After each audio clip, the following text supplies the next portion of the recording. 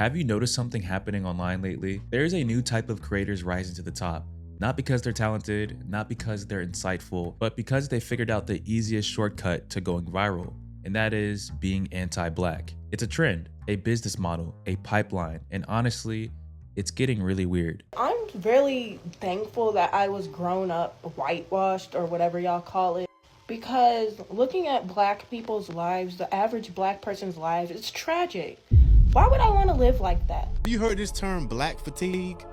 Yeah, when people are getting tired of black people doing dumb shit. Black women are the dumbest group in America. They're literally train crash outs. All of their ideology is backwards, and everything that they believe in is dysfunctional. Fuck black businesses. Why am I going to support something that's automatically going to fail? Black people love to think that a business is valuable just because it's black. I see it!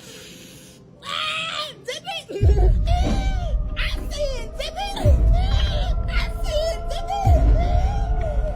That one time. It's going to be different. It's going to be different. It's going to be different. You don't got to be like her. It's going to be different. Today, we're breaking down why this content keeps blowing up, who benefits, and how the algorithm rewards people for attacking their own community. First, let's define this clearly, because people love to twist this part. An anti-black creator doesn't mean someone with a different opinion. It doesn't mean someone who critiques the black community with love or accountability. That's healthy. We actually need that. No, I'm talking about people who build their entire brand around attacking black women, mocking black behavior or culture, repeating stereotypes for approval, calling the black community a problem, and feeding racist audiences the content they already believe. Some of these creators are black, some aren't. Some hide behind comedy, others hide behind political commentary. But the common thread is simple.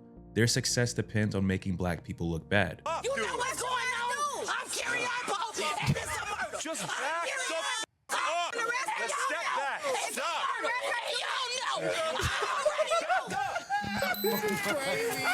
By the way, half the struggles that black women think they face, it's of their own fucking doing. Running around in nails like this, running around in earrings like this, like you people fight every day. Yo,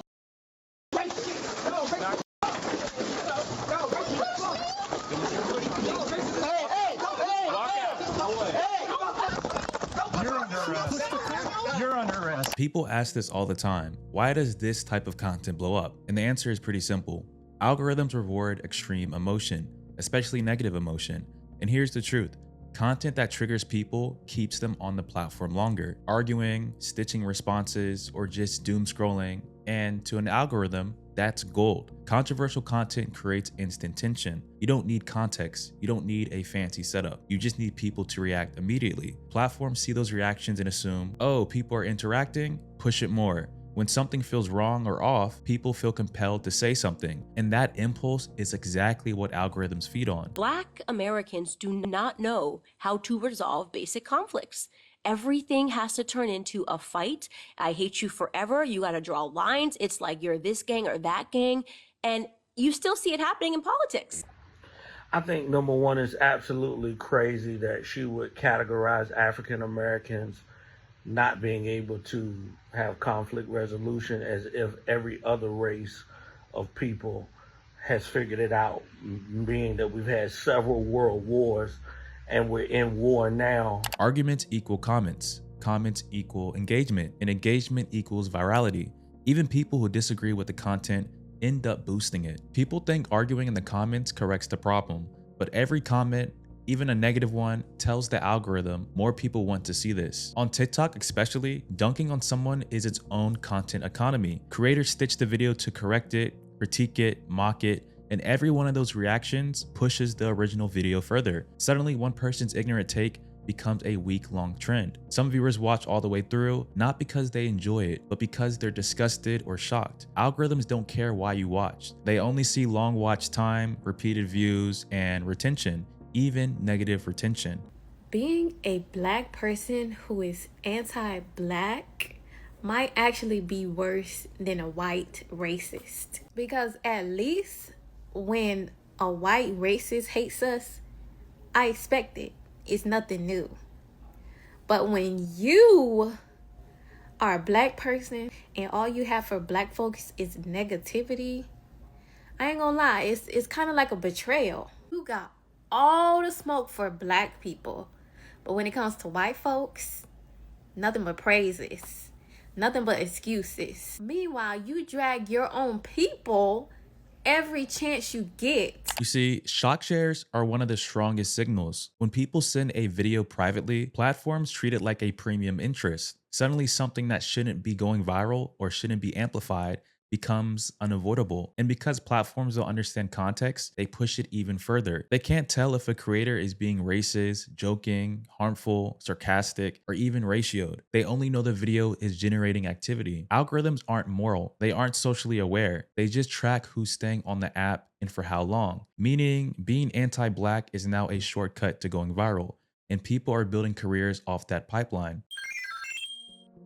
So once you understand how the algorithm rewards negativity, you start noticing a pattern, a specific type of creator or creators who rise to the top. They fall into categories, styles, blueprints, 6 creator types that consistently go viral for being anti-Black, whether intentionally, subconsciously, or because they learn this is what the algorithm wants. And once you see these types, you can't really unsee them. Type 1, we have the self-hate comedian. This type of creator leans into exaggerated, cartoonish stereotypes of Black people, usually ghetto, hood, or ratchet caricatures, and the entire joke is mocking themselves. They know exactly who their audience is, non-Black viewers who feel comfortable laughing at Black culture, as long as it's a Black person presenting it.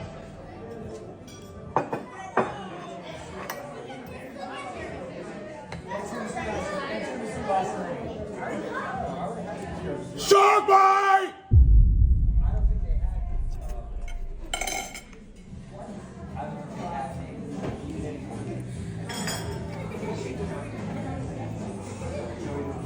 You gotta keep shining! You gotta keep shining! It don't matter if you're going through hard times, you gotta keep shining! It don't matter what they gotta say about you, you gotta keep shining! I already told you, you gotta keep going and going and going! You gotta keep shining! Comedy provides cover. You can hide almost any negative stereotype behind it's just jokes, and negative portrayals spread faster than positive ones. This becomes a shortcut to millions of views. Oh my God, hold on 1 second.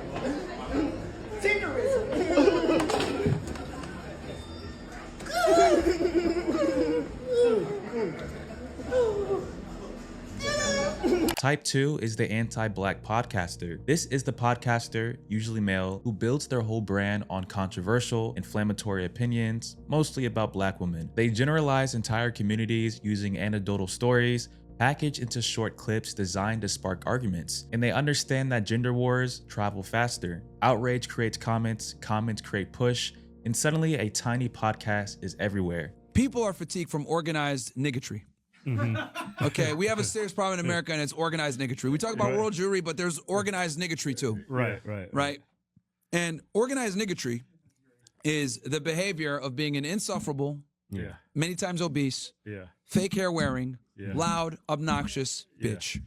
And, you know, or if you're a man, criminal. Right? You know what I noticed about these people? I was like, why is all these people overweight? So I went on TikTok, and, you know, a lot of them do TikTok. They do overhauls, what they buy with their EBT. They actually doing videos. Hey, I'm going to show y'all what I'm buying on my EBT today. And they buying potato chips, muffins, cakes, soda. Just like absolutely no nutritional value in that food. None. That's why these bitches so big. Yo, bro. And it's funny because, like, I don't know about you guys, but the only fat bitches I see wearing tiny clothing, it's always a fat Black bitch. At least the white women have a little bit of decency. Maybe they're not tanned or some shit. Right? But with Black women, anytime I see women wearing clothes they should not be wearing, right, and they're too big, it's fucking Black bitches every single fucking time, bro. Type 3 is the political grifter. This type of creator presents themselves as honest or unfiltered, but their message always aligns with the far-right narratives. They deny systemic racism, uplift whiteness as the standard, and serve as the exception conservative audiences love. These people mainly go viral because they validate racist beliefs, and the racist viewers feel justified when a Black creator repeats the same talking points they already agree with. Y'all be so mad at white people for hating niggas, but y'all don't like niggas. You don't want to be around them. You don't want your children to go to school with them, and you move out of their neighborhoods the first chance you get, trying to assimilate with whiteness.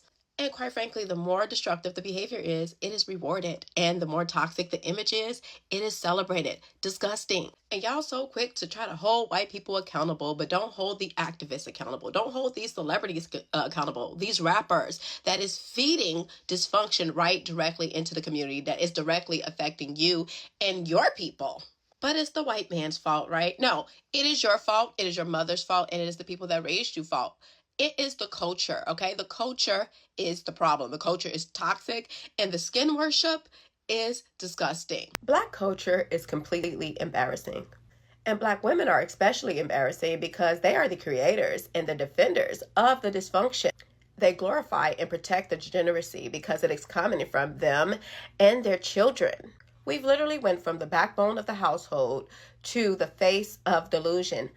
And the fact that you have all these high standards for the purses you wear, the wigs that you put on your head, the shoes that you wear, the men that you date, but have zero standards for how you raise your children, how you carry yourself, and don't care about your community is also disgusting. Type 4 is the passport bro extremist. This creator turns travel into an ideology. They frame Black women as the cause of all their dating problems and romanticize foreign women while dehumanizing their own community. Their content mixes with gender wars, with lifestyle visuals, beaches, nightlife, travel, making it instantly shareable. Black men are more unproblematic when they're places. You watch us all over the city.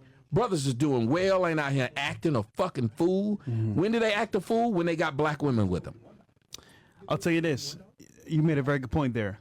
Even in this setting that we're in Miami, the Black guys that are here are well educated, have a good job, and they know that stupid, nobody wants them. So why do that? Thank you. And they're smart because they know in this environment, I gotta be a certain way. Versus South Beach, ratchet niggas, smoking weed, going crazy. And guess who's there? Black women. That's the only part. I'm telling you, bro. And it is a thing, and I am not trying. It's like I look at things from a coach's perspective.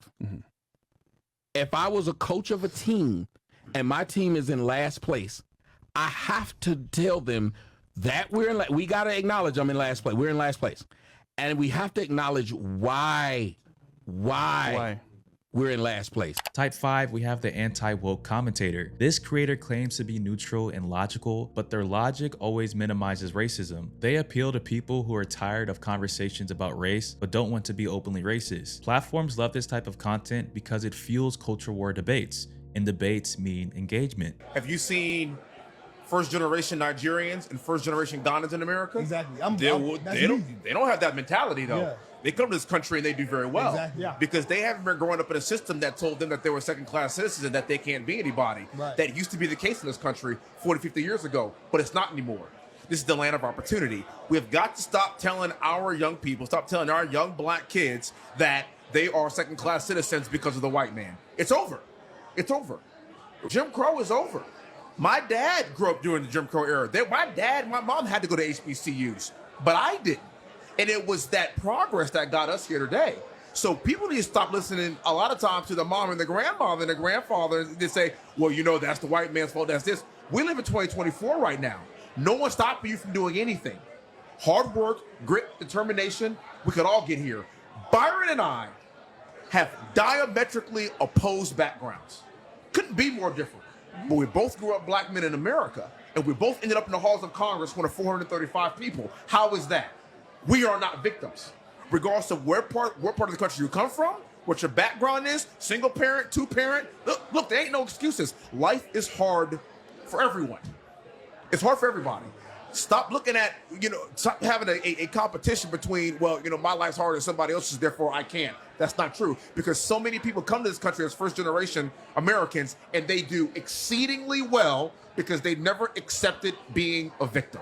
Amen. And that's what we have to stop preaching to our young people. To me, slavery doesn't affect us today. Only in understanding how it happened and not repeating it, but it don't affect us today. There's nothing stopping me from being on the university full of white people. How am I any different than a white person? Let me tell you this. I want to say this.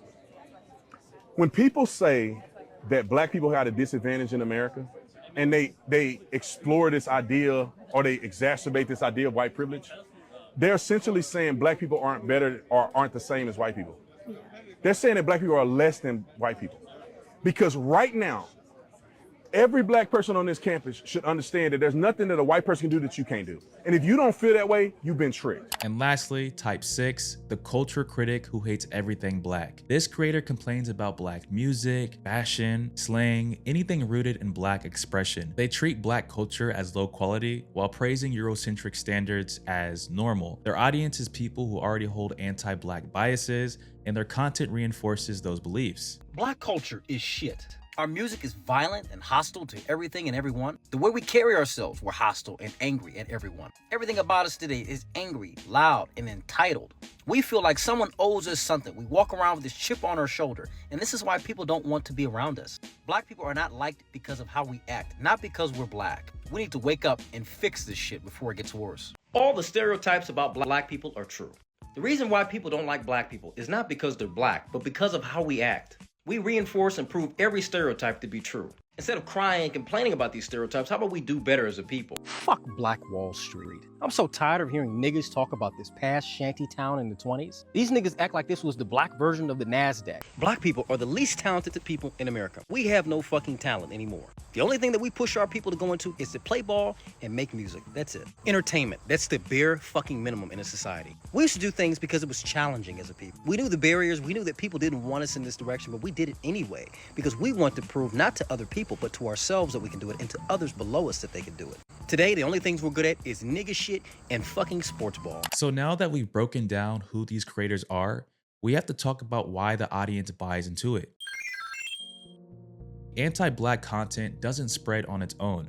It spreads because there's a psychological and social ecosystem that supports it. A lot of people grow up absorbing anti-black messaging from school, media, and the world around them. That conditioning makes negative portrayals feel familiar, even true. Internalized racism teaches people to see blackness as something to distance themselves from, and some viewers chase validation from non-black audiences. They want to be the safe one, the good one, the exception. That praise feels powerful in a world where black people are constantly judged. There's also profit. Outrage gets clicks, clicks get sponsorships, and sponsorships get money. Conservative outlets amplify black creators who push anti-black narratives. For some people, the bag is worth more than the backlash. Another thing to keep in consideration, many of these creators are projecting trauma. Someone hurt them, embarrassed them, rejected them, and instead of healing, they weaponize that pain. When you say make America great again, which period are we talking about? The period when women couldn't vote? The period when we were hanging from trees? I'll answer. Or like the crack era? Which period in America are you trying to make America like? So I actually think that I would totally rock a hat right now that said "Make Black America Great Again" because Black America. Make America. Before, we're talking about that's make America. That wasn't the question. I am answering your question. Which period was America great that we're trying to replicate? Well, which era was it? Tell me. I think I'll answer your question. Tell me. I'm ready to answer your question. Which era was it? What? Which era was so great? Here's the thing that you guys are forgetting. America was actually one of the slavery was all over the world. All over the world. America was, I'm not saying it's okay, so why are you saying, oh? Amen. America was one of the first countries. I want to like you so bad. I'm trying to answer your question. I want to like you so much. I want to hear you. I want to be able to hear them. I want to be able to hear them. If you can't answer the question and you're just going to boo when I say slavery was all over the world, which is a fact, why are you booing a fact? Because you're making light of. No, I'm not. You're making light of the enslavement of people that look like us. You can't make light of that. That ain't nothing you breeze over. I haven't even finished the sentence. How am I making light of anything? You started with some bullshit. Okay. Anti-black content has real consequences in classrooms, workplaces, relationships, dating culture, and the assumptions people make about us before we even speak. Online portrayals shape offline treatment. Exaggerated portrayals start to feel real. When millions of people see the same caricatures, angry black women, irresponsible black men, dysfunctional communities, those stereotypes become the default lens. What was just a joke becomes how people evaluate us at work, at school, or in everyday interactions. This content becomes ammunition for racists, and they hide behind these black creators who reinforce their beliefs. I always hate when you have somebody, let's say the Trayvon Martin thing is happening, and you have a black person like Charles Barkley get on a national platform and say he should have just complied. Yeah. When there's a black movement happening, the worst thing that happens in my mind is is a black person, whether it be a prominent black person, a random black person, or a movement of black people who are going against the black movement and kind of providing a level of confirmation bias to our oppressors, our enemies, whatever the case may be. So when you have black men generalizing and creating this nasty stereotype about black women on public platforms, and you are in allegiance with white racist men who hate black people in general, who hate black men, whenever you're saying things that a racist white man can agree with, you're probably walking the wrong fucking path. So what do we do? Because canceling these creators doesn't actually work. It gives them more views, more stitches, more attention. So the first step is pretty simple. Stop giving them fuel. Comments, stitches, duets, they all count as engagement. Even when you criticize them, the algorithm doesn't know the difference. Sometimes the most powerful response is silence. Instead, boost positive, balanced creators. Engagement is a signal. If we show platforms we want healthier content, they will supply it. There's nothing wrong with criticizing the black community, especially if you can provide like solutions to those problems. But as a black person, when you start basing your entire like niche of content around just degrading black people and talking about our problems and how we're bad and you know all of this, it screams pick me. I talk about this all the time, but being a black person and you know being anti-black is a money glitch because you know a lot of white people feel this way, but they don't want to say it. So when they see you say it, they can use you as an example. Like, see, I'm not racist. You know, a black person said it. And then it's like, bro, just even as a man, why are you like so against your own kind, bro? Like that shit is weird. At the end of the day, these creators aren't rising by accident. They're rising because the system rewards harmful content. And once you understand the game, you stop falling for it. You stop feeding it. You stop letting it shape how you see the world and how the world sees you. If this video opened your eyes, go check out my last video about how AI and all these Sora AI videos are trying to represent the black community. Because if you think this is just about influencers or viral clips, it's not. The same biases that reward anti-black content online are baked into the machines running our entire digital world. And once you understand how the algorithm thinks, you start to understand why our culture is being shaped this way.